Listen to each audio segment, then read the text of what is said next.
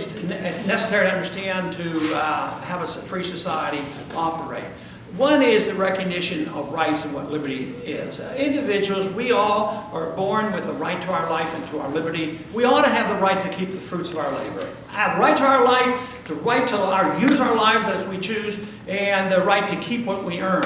And believe me, that system was the theme of our early years when we became the freest and most prosperous nation in the world. We gave up on this maybe 50, 70 years ago, and then we coasted. We coasted on the wealth that we had created, and we coasted on the fact that we were a powerhouse and remain so, and we're still a lot of print money.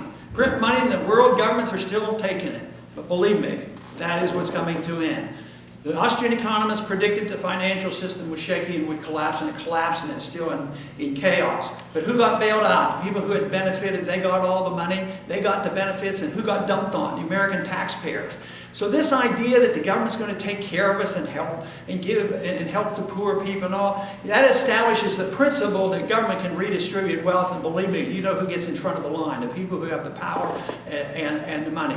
So they get to bail out all the bad assets. They called them illiquid. Nobody would buy them. They were illiquid because they were worthless.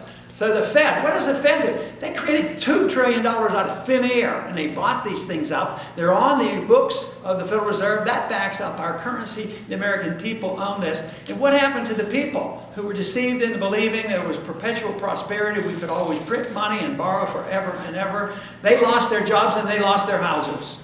And the people who had made all the money, they get the bailouts. This system is going to end. They're not going to come to a position, I think, understanding that morally it's wrong and constitutionally it's not proper, but it has to change because you cannot sustain it.